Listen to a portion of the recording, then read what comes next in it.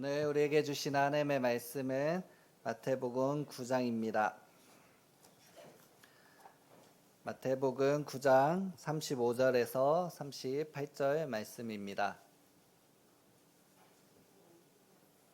신약성경 15페이지입니다.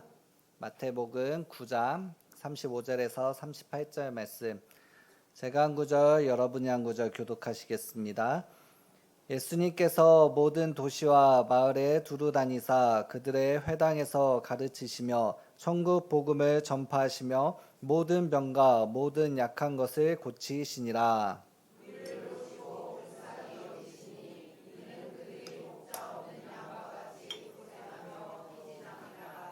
이에 제자들에게 이르시되 추수할 것은 많되 일꾼이 적으니 그러므로 추수하는 주인에게 청하여 추수할 일꾼들을 보내주소 하라 하시니라. 아멘. 아멘. 할렐루야. 오늘 이 선교원 주일 예배 오신 여러분들 환영합니다. 우리 앞뒤 옆 사람과 인사 나누기를 원합니다. 선교사님 잘 오셨습니다. 네. 우리 선아 집사님도 오시고. 네, 우리가 모두 선교사입니다. 아멘. 하나님께서 우리를 그리스도인으로 부르셨습니다. 이 그리스도인이라는 말은 그리스도와 같다라는 뜻입니다. 그래서 제자들이 이제 예수님이 안 보이시는데 승천하시고 죽었다 부활했다라고 했지만 그 제자들에게만 보이시고 이 세상에는 보이시지 않으셨습니다. 그래서 이것이 정말인가? 무덤에 가도 예수님을 찾을 수 없고 어디에도 예수님을 찾을 수 없었는데 어느 날 갑자기 이 제자들이 온 사방을 돌아다니면서 복음을 전하니 이들이 이제 그리스도와 같은 이들이 많아졌다라고 외치면서 뜨거운 가슴으로 이야기했던 말입니다. 우리가 바로 그리스도인이라는 거예요. 그리스도를 따르는 자들, 예수님이 바라보는 것을 보는 자들이 우리입니다. 이처럼 세상에는 특별한 눈을 가진 사람들이 있습니다. 같은 장면을 보아도 전혀 다르게 해석하는 사람들이 있다라는 말입니다. 의사는 환자의 얼굴빛 하나만 보고도 숨은 병을 감지합니다. 그리고 농부는 구름의 움직임만 보고도 비가 올 것을 압니다. 제가 이제 필리핀에 갔을 때 그곳에는 이제 소나기가 많이 내리잖아요. 그래서 마닐라에 이렇게 갔는데 저희가 분작이 움직이고 있었어요. 그런데 어떤 한 분이 저희들 딱 보시면서 저 먼 하늘을 가리키면서 레인 이러는 거예요. 그러더니 저희 보고 빨리 오래요. 그래서 뭐지? 저희는 못 알아듣고 이러다가 딱 갔는데 웃으시면서 이제 비가 내릴 거라고 이러더라고요. 뭔 나는 마른 하늘의 날벼락인가 이랬는데 정말 얼마 지나지 않아 비가 내렸습니다. 그래서 이거 어떡하나, 장대비가 내리는데 어떡하나, 우리 우산도 없는데, 그러니 조금만 기다려요. 그친대요. 이처럼 사람들은 특별한 눈을 가졌다라는 거예요. 같은 장면을 보더라도 다르게 해석하고 그것에 대해서 바라보는 관점들이 다 다릅니다. 우리는 사람을 볼 때도 그렇다는 거예요. 어떤 사람들이 어떤 사람을 볼 때 다른 각자의 관점을 가지고 살아갑니다. 그럼 우리가 여기에서 중요한 것이 있습니다. 우리는 그리스도인, 그리스도와 같은 자들, 예수님을 따라가는 제자들은 어떠한 눈을 가지고 살아가야 되는가? 바로 예수님과 같은 눈을 가지고 살아가야 된다는 것입니다. 그럼 우리 예수님은 어떻게 하셨을까? 어떠셨을까? 우리와 같은 것을 보고 사셨을까? 아니면 특별한 다른 것이 있었을까? 예수님은 사람을 어떻게 보셨을까? 마태는 이렇게 기록을 시작하고 있습니다. 우리 35절 다 함께 읽어보겠습니다. 모든 도시와 마을에 두루 다니사 그들의 회당에서 가르치시며 천국 복음을 전파하시며 모든 병과 모든 약한 것을 고치시니라. 아멘. 예수님께서 이 공생에 약 3년 반으로 추정을 하는데 이 시간 동안에 그냥 머물러 계신 것이 아니라 정말 모든 도시, 마을이라고 할 수 있는 이스라엘 전역을 돌아다니셨습니다. 그러면서 자기의 삶을 이렇게 살아내시는데 그것은 바로 가르치시면서 복음을 전파하시고 또 모든 병든 자와 약한 것을 고쳐주시는 하나님 나라를 실제적으로 보여주시는 전인격적으로 보여주시는 사역을 하셨습니다. 그때마다 예수님께서는 선교사의 삶으로 그렇게 온 동네를 돌아다니셨다는 것이요. 그 가운데서 이제 사람들이 몰려왔습니다. 어디에 가든지 사람들이 많이 모였고 그들을 보시는 예수님께서는 그 현장 속에서 사람들을 보셨다는 거예요. 어떤 눈으로 바라보셨을까? 우리 36절은 이렇게 기록합니다. 다 함께 읽어보겠습니다. 보시고 불쌍히 여기시니 이는 그들이 목자 없는 양과 같이 고생하며 기진함이라. 아멘. 여기서 이제 가는 곳마다 많은 무리들이 찾아왔는데 이 무리들을 보실 때 고생하며 기진하다라고 이야기합니다.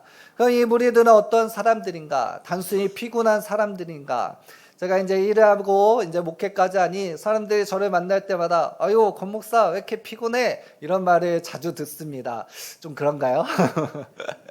네, 항상 웃고 다녀야 되는데 네, 피곤할 수 있죠. 근데 이런 피곤한 사람들이 아니라는 거예요.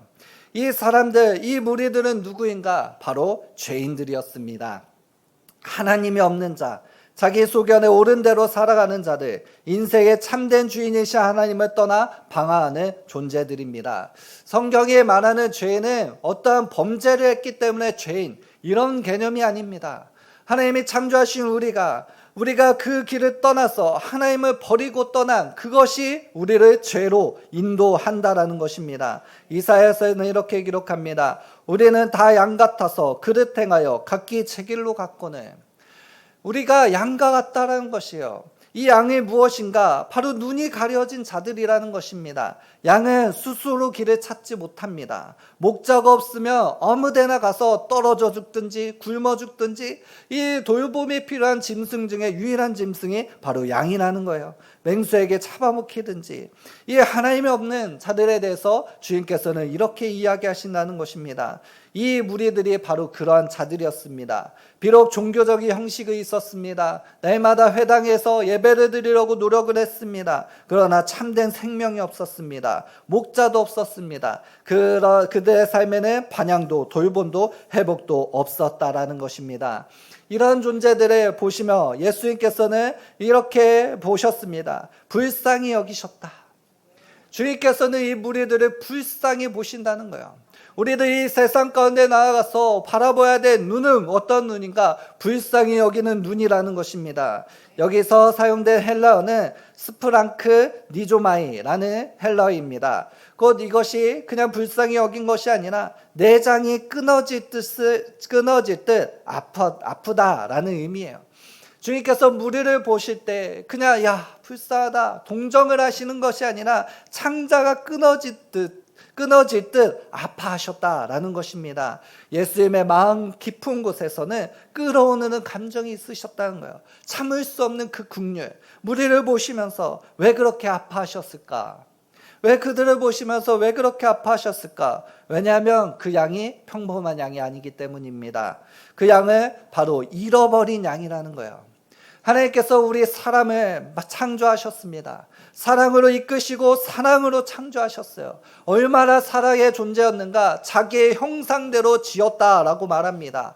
이 말은 자녀로서 지었다는 거예요. 우리들은 아들로 딸로서 오늘도 이제 출산한 부부들이 있는데 그 아들과 딸을 낳을 때 얼마나 귀하고 이쁘고 아름답습니까? 사랑스럽습니까? 이처럼 주님께서 우리를 낳으셨다라는 거예요. 그런데 지금 그 자녀들이 자신을 떠나 고통을 당하고 있습니다. 집을 나갔으면 잘 살아야 되는데 이것들이 집 나갔더니 어려움을 겪고 힘든 가운데서 기진하고 맥 빠져서 그렇게 고통당하고 있는 거예요. 이에 대해 누가복음 15장은 전체를 사용해서 하나님의 마음에 대해서 우리에게 가르쳐주고 있습니다. 이 누가복음 15장에는 세 가지 비유를 말씀하고 계세요. 잃어버린 양, 잃어버린 드라크마, 잃어버린 아들에 대한 이야기입니다. 주님께서 이 잃어버린 자들에 대해서 어떠한 마음을 품으셨는가? 너희 중에 어떤 사람이 양 100마리가 있는데 그 중에 하나를 잃어버리면 99마리를 들에 두고 그 잃은 것을 찾아내기까지 찾아다니지 아니하겠느냐? 하나님께서는 야, 집 떠났어? 그래, 내버려둬라, 이러는 분이 아니십니다. 찾아내기까지 찾아다니신다는 거예요. 그러고 결국 찾아냈을 때 어떻게 하시느냐? 내가 너희에게 이르노니 이와 같이 죄인 한 사람이 회개하며 하늘에서 회개할 것 없는 의인 99으로 말미암아 기뻐하는 것보다 더하리라. 하나님께서는 잃어버린 자녀가 돌아왔을 때 크게 기뻐하신다는 것입니다. 왜 그렇습니까? 이가 죽었다가 살아난 나의 아들이기 때문이래요. 이에 일어나 아버지께로 돌아가리라. 아직도 거리가 먼데 아버지가 그를 보고 측은히 불쌍히 여겨 창자가 들끓는 듯 하여 달려가 목을 안고 입을 맞추니라. 이것이 바로 하나님의 마음이라는 거예요. 이 세상을 바라볼 때, 저 사람들을 바라볼 때 불쌍히 여기는 하나님의 마음이라는 것입니다. 오늘날에도 이런 무리들이 여전히 존재하고 있습니다. 어떤 자들입니까? 하나님이 없어 방황하는 자들, 자기의 뜻대로 살아가다가 무너지고 있는 영혼들, 자유를 외치지만 자기의 욕망의 노예가 되어 버린 자들, 자신의 인생의 주인이라 여기지만 실상은 깊은 공허함 가운데 사로잡혀 있는 자들, 우리의 주변에 널려 있지 않습니까?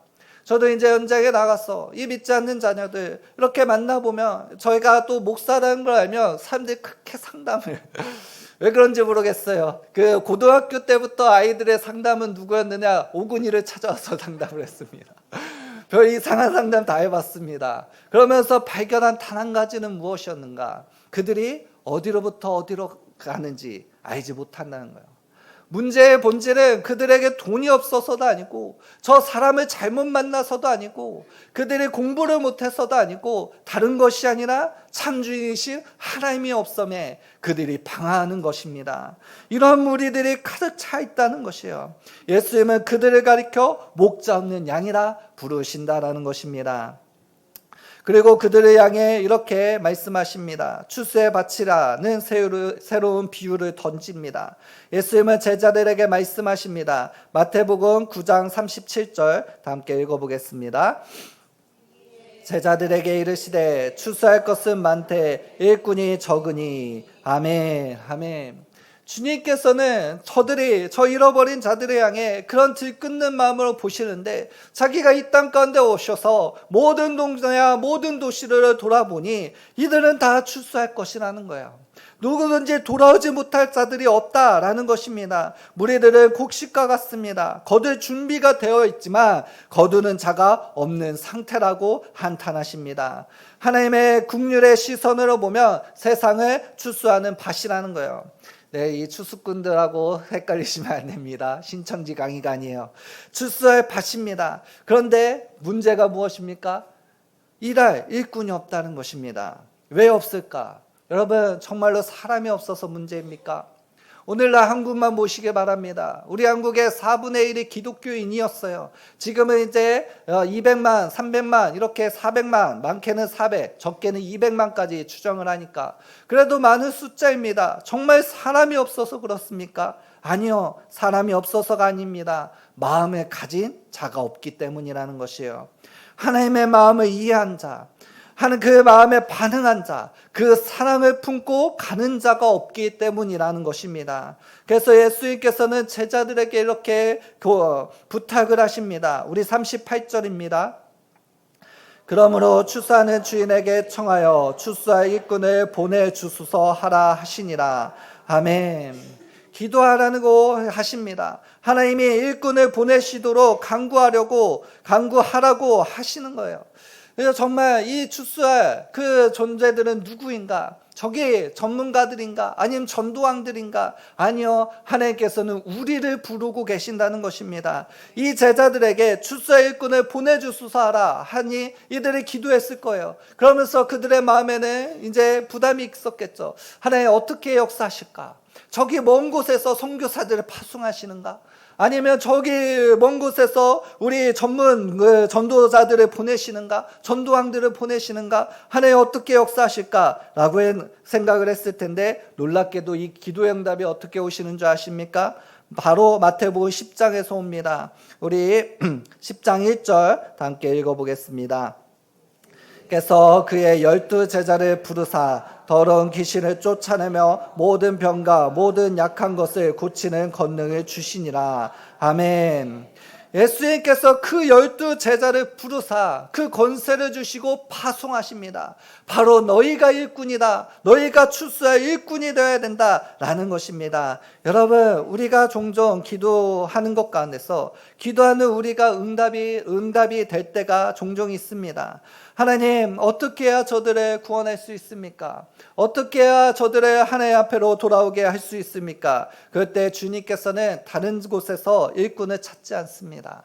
바로 주님의 제자들, 그 마음을 알려준 자들, 그 기도를 가르쳐준 제자들을 일꾼으로 부르신다라는 것이에요. 우리가 바로 하나님의 마음을 아는 제자들입니다. 제자들이 알지 못하면 누가 그 하나님의 마음을 알 수가 있겠습니까? 하나님께서 우리를 부르신 이유가 무엇입니까? 그 큰 사랑을 알게 하신 이유가 무엇이냐는 거예요. 너희들끼리 그냥 그 사랑을 받고 하하호하면서 너희들만 천국 가라고 하셨는가? 아니요. 그 사랑을 받을 때 우리는 어땠습니까? 우리가 그 사랑을 받을 만해서 받은 자들입니까? 여기 누구도 자랑하지 못할 것입니다. 우리는 구원을 받을 만한 자가 아니었어요. 시궁창에 굴르고 더럽힘을 당한 누구보다도 죄인 중에 괴수라 말할 수 있는 것이 우리 자신들이었다는 것입니다. 여러분, 그것을 발견하셨습니까? 그것을 발견하시니 이에 예수 그리스도의 십자가가 나의 생명이 되어진 것 아닙니까? 우리가 그 큰 사랑을 받았다는 거예요. 누가 나를 구원하랴? 누가 나를 이 비참한 인생에서 구원할 수 있는가? 바로 하나님이시라는 것. 이것을 우리가 알았다는 것입니다. 그 마음으로 하나님께서 이제 이 세상을 바라보고 있어요. 여전히 우리를 그렇게 긍휼히 여기셔서 구원하셨던 하나님은 우리에게서 이제 세상을 향해서 똑같은 눈으로 바라보고 계시다는 것입니다. 여러분, 그런데 우리는 이 세상을 어떻게 바라보고 계십니까? 여러분께서 속하신 그 세상, 그 믿지 않는 자들, 그들을 잃어버린 나의 가족이라고 생각을 하십니까? 아니면 나를 괴롭히는 자들, 저 죽어 지옥에 갈 만한 자들, 지옥의 불쏘시개와 같은 자들, 에이 죽어 지옥에나 떨어져라, 저주받을 만한 자로 여기지는 않습니까? 우리 주변에 있는 모든 자들, 그 주님을 잃어버려서 방황하는 자들, 그들은 지옥에 갈 마땅한 자들이 아니라는 거예요. 잃어버린 자라, 잃어버린 나의 양이라, 잃어버린 나의 자녀라, 우리에게는 우리의 형제입니다. 잃어버려서 방하고 고통스러워 괴로워하는 그들, 우리보다 나은 것이 아무것도 없는 그들에게 필요한 것은 오직 복음이라, 그 깊은 절망 가운데서 구원할 것은, 그들에게 필요한 것은 다른 것이 아니라 예수 그리스도의 복음이라, 이것을 주님께서 우리에게 알려주셨다는 것입니다. 그리스도인이 바로 제자라는 말입니다. 우리는 이제 하나님의 마음을 가진 자들이라는 거예요. 여러분, 하나님의 마음이 느껴지십니까? 저 잃어버린 자들, 나의 직장의 동료들, 나의 가족들, 저 잃어버린 자들을 향해서 그 애끓는 창자가 끊어질 때 아파하시는 하나님의 마음이 있으시냐는 거예요. 우리에게 그 마음을 주셨는데 그 마음을 어디다 두고 왔냐는 것입니다. 여러분, 이 마음을 찾아야 됩니다. 그때 우리는 고백이 달라져요. 제자들도 기도했습니다. 하나님, 출수할 일꾼을 보내주시옵소서. 많은 사람들이 이 고통 가운데서 고통당하는 자들 안에서 기도했습니다. 모세가 종살이하는 그 이스라엘 백성들을 위해서 기도했습니다. 기드온도 그 고통당하는 이스라엘 백성을 위해서 기도했어요. 그때 하나님께서 나타나십니다. 너희가 그렇게 고통당하고 있느냐? 그것이 나의 마음과 같이 아파하고 있느냐? 그러면 네가 가라 라고 이야기하셨습니다. 그들을 부르셨어요. 그런데 우리가 아는 이 모세와 기도 어떤 사람들입니까? 믿음이 충만한, 정말로 우리는 상상도 못할 믿음의 사람들 아닙니까? 그런데 이들이 그 부르심 앞에서 어떤 고백을 했느냐면, 하나님, 저는 아닙니다. 보낼 만한 자를 보내주시옵소서. 여러분, 우리들 가운데 이 믿지 않는 자들을 주셨을 때 마음에 짐이 되지 않습니까? 어떻게 해야 저들을 전도할 수 있을까? 하나님, 저는 능력도 없어요. 깜닥지도 안 됩니다. 저는 여전히 부족합니다. 하나님, 보낼 만한 자를 보내주시옵소서. 출수할 일꾼을 따로 보내주세요. 기도하지 않습니까? 이들도 마찬가지였습니다. 그 부르심 앞에 이렇게 고백합니다. 모세가 여호와께 아뢰되, 오 주여, 나는 본래 말을 잘하지 못하는 자니이다. 주께서 주의 종에게 명령하신 후에도 역시 그러하니 나는 입이 뻣뻣하고 혀가 둔한 자니이다. 모세가 이르되, 오 주여, 보낼 만한 자를 보내주소서.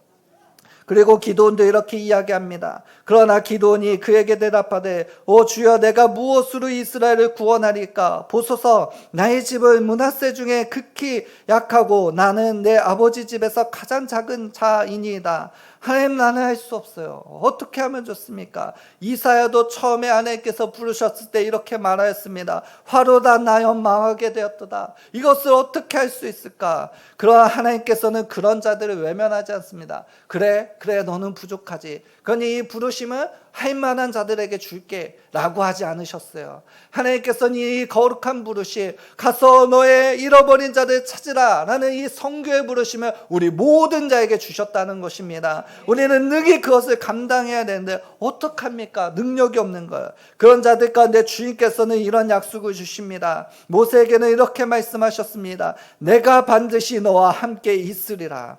기도원 가운데는 또 이렇게 약속하셨습니다. 내가 너와 함께하리니 내가 미디안 사람 치기를 한 사람 치듯 하리라. 아멘. 하나님은 능력 있는 자를 부르시는 것이 아닙니다. 부르시는 자에게 능력을 주시는 분이세요. 그래서 하나님께서는 누구든지 부르실 수 있습니다. 오늘도 우리를 부르시는 거예요. 마태복음 10장에서도 제자들에게 무엇을 주셨습니까? 그냥 보내시는 것이 아니라 권능을 주셨다라고 하셨습니다. 병을 고치고 귀신을 쫓아내시는 권세를 주시며 내모대에 주신 것입니다. 하나님의 부르심은 우리 가운데 큰 짐이 아닙니다. 억지로 하라는 명령이 아니에요. 함께 하시겠다라는 약속입니다. 네가 나의 마음을 이제는 깨달았느냐? 저 영혼을 너에게 왜 붙여줬는지를 아느냐? 그렇다면 네가 가라 라는 것이에요. 이 가라라는 것 가운데서 하나님께서 그냥 내보내신 것이 아닙니다. 우리를 가운데 함께 하시며 그 영혼을 찾아낼 때까지 우리를 사용하시겠다는 것입니다. 여러분, 우리가 그런 부르심 앞에 우리를 내어드렸으면 좋겠습니다. 하나님께서는 오늘날에도 이 땅을 바라봤을 때 그 들끓는 마음으로 애절하게 그 잃어버린 자들을 찾으신다는 것입니다.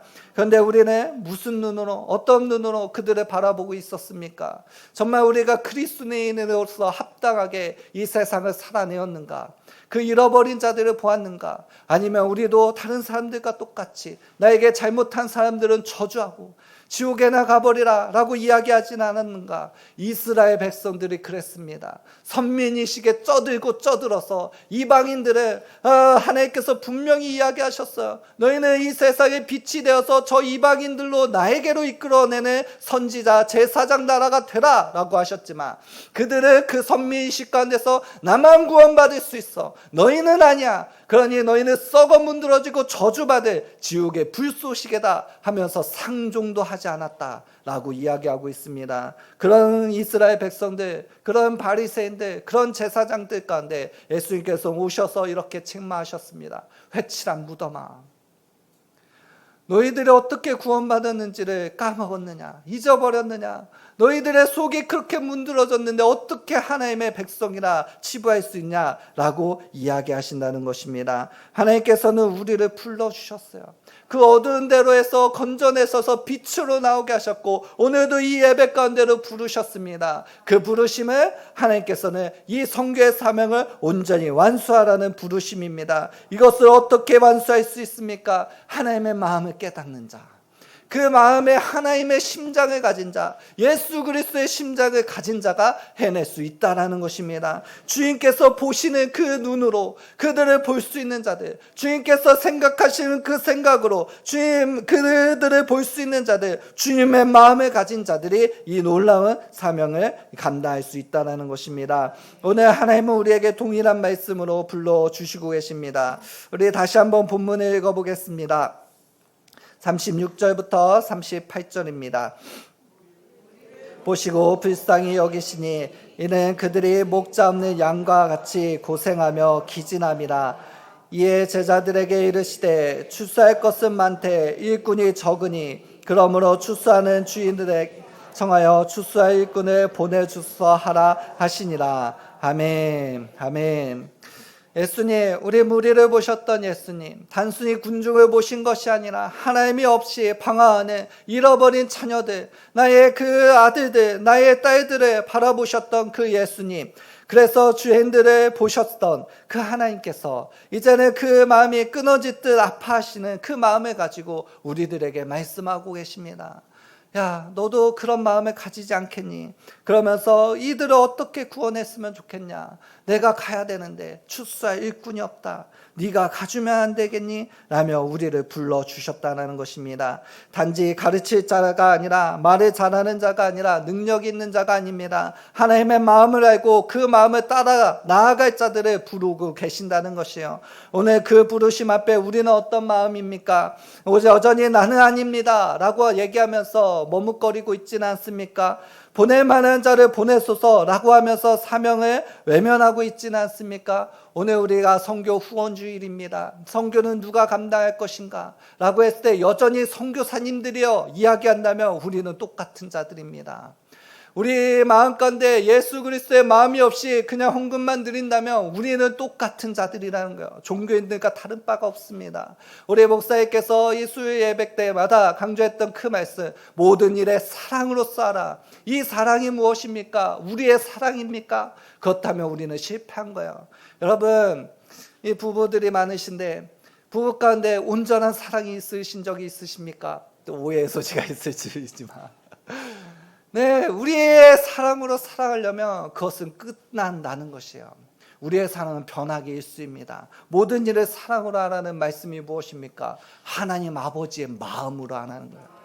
이 마음을 주시고자 주님께서는 십자가에 못 박혀 돌아가셨고 우리의 마음 가운데 가려졌던 그 지긋지긋한 휘장을 찢어버리셨다는 것입니다. 그러고서 주님께서 어떻게 하셨습니까? 성령 하나님으로 우리의 마음 가운데 오셨다는 거예요. 나의 마음을 아는 자, 내가 너를 얼마나 사랑하는지, 또한 저 잃어버린 자들을 얼마나 사랑하는지, 만약에 우리는 사랑하는 것만을 알려주시기 위해서 오셨다라고 한다면 우리는 주님 믿자마자 천국 가야 돼요. 그것이 끝이라면 그랬어야죠. 왜 이 지긋지긋한 인생을 살게 하시면서 저 예수 믿지 않는 사람들과 같이 멍해를 받게 하면서 왜 고통당하게 하시는가? 왜 나는 예수 믿는 것 때문에 그 회사 가운데서 그 가족들 안에서 왜 나는 왕따를 당해야 되는가? 하나님 도무지 이해가 되지 않습니다. 하나님 사랑하신다면 나를 지켜주셔야죠. 이런 마음이었다면 우리는 잘못 알고 있었던 것이에요. 하나님의 마음은 나를 사랑할 뿐만 아니라 저들도 사랑하신다는 거예요. 이 사랑의 눈이, 그 사랑의 마음이 있는 자만이 진정한 그리스도인이 될 수 있다는 것입니다. 그것을 깨달은 바울은 어디서나 어디거나 그들은 그 인생을 바쳐서 그 잃어버린 자들을 찾아내고자 자기의 목숨도 아끼지 아니하고 돌보지 아니하고 그 땅을 서바나까지 가겠노라 하면서 전국을 돌아다녔다는 것이요. 그가 누구와 말릴 수 있겠습니까? 그가 무슨 정신으로 그렇게 했을까? 대단한 사람입니까? 아니요. 성경에 누구도 대단한 사람 한 사람도 없습니다. 모두 다 우리와 똑같은 사람이라는 거예요. 모세도 보시지 않았습니까? 기도원도 보지 않았습니까? 그들도 우리와 똑같은 고백을 하고 있었습니다. 보낼 만한 자를 보내소서. 하나님, 나는 아닙니다. 다른 사람 써주세요. 나는 능력도 없습니다. 아무것도 할 수 없어요. 여러분, 제가 이제 모세를 조금 닮아가기 시작하는데 말 더듬지 않으시지 않습니까? 제가 왜 이렇게 말을 더듬는지 모르겠어요. 저 설교 진짜 잘했거든요. 근데 당대상 이제 세우고 나서부터 교만했나 치셨나 자꾸 더듬. 모세는 저보다 더 했다는 거예요. 야, 들을만 했을까? 모세가 말할 때마다 바로도 짜증났을 것 같습니다. 저 뭔 얘기하는가? 네 백성분의 마음이면서 이러시진 않지 않습니까? 모세도 그런 어려움들이 있었습니다. 그런데 그가 결국에는 어떻게 했습니까? 그 이스라엘 백성, 고통당하는 자들을 하나님과 함께 하시니 모든 능력으로 그들을 구출해내었다는 것입니다. 기도원도 마찬가지입니다. 가장 작은 자라 능력도 없고 전사도 아니었습니다. 무엇으로 싸울 수 있을까? 하나님께서는 그의 것을 빼앗기에 바쁘셨습니다. 열심히 모아서 10만 명 모아놨더니 다 줄여 나가서 300명으로 전쟁을 하라는 거예요. 말도 안 되죠. 그런데 그는 결국 그 믿음으로 그 하나님 함께 하시는 하나님으로 말미암아 해냈다라는 것입니다. 여러분, 이 선교의 사명 주님께서 우리들에게 너 능력으로 해라 하지 않는다는 거예요. 내가 함께 하겠다는 거예요. 언제까지요? 결국 그들을 찾아낼 때까지. 단지 우리가 해야 될 것은 무엇입니까? 하나님의 마음을 저버리지 않는 거예요. 하나님의 마음을 놓치지 않는 것입니다. 우리들 가운데 그 창자가 끄듯이 그들을 불쌍히 여기며 정말 나의 잃어버린 자녀라 라고 생각하는 그 마음, 그래서 우리도 동일한 마음으로 저들을 지옥에 갈 자들이 아니라 정말 하나님께서 찾으시는 나의 형제라, 나의 사랑에 필요한 자들이라 라고 그 마음이 잃어버리지 않는다면 우리를 통해서 하나님께서 역사하실 것입니다. 하나님께서는 추수의 일꾼들로 우리를 부르고 계십니다. 사람이 없어서가 아닙니다. 마음이 없어서가 문제라는 것이에요. 그 부르심 앞에 여러분 다시 한번 응답하시겠습니까? 이 시간 이 말씀을 가지고 함께 기도하기로 원합니다. 오늘 말씀의 제목은 부르시는 하나님이십니다. 하나님께서는 우리를 그 구원해 주셨을 뿐만 아니라 또다시 부르고 계신다는 거예요. 또다시 보내시기를 원하신다는 것입니다. 주수할 것은 많되 일꾼이 적으니 나의 마음을 가지고 이 땅을 바라보는 자가 없다, 여전히 없다 라고 하시면서 슬퍼하시고 애통하시면서 여전히 이 땅을 보시면서 창자가 끊는 그 마음으로 아파하시는 그 하나님, 그 하나님의 마음을 보는 자 누구인가 오늘도 찾고 계십니다. 오늘도 부르고 계십니다. 누가 나를 위해 갈고 누가 나를 위해 저들에게 나아갈까 애타게 찾으시는 그 하나님 앞에 이사야처럼 우리가 그런 고백을 드리기를 원합니다. 주여 나를 보내주시옵소서. 내가 여기 있나이다. 나를 보내주시옵소서. 능력도 없고 아무것도 없지만 하나님 함께 하신다고 하셨으니 그 믿음 가지고 나아가겠습니다. 저도 아픕니다. 그들을 바라볼 때 너무나도 아픈데 어쩌지 못하는 것 가운데서 기도밖에 할 것이 없었습니다. 하나님 이제 주님의 마음을 알았으니 주여 나를 보내주시옵소서. 저 잃어버린 자들을 향한 주님의 마음을 더 많이 부어 주시옵소서. 이 시간 우리가 주여 한번 부르짖고 함께 기도하시겠습니다. 주여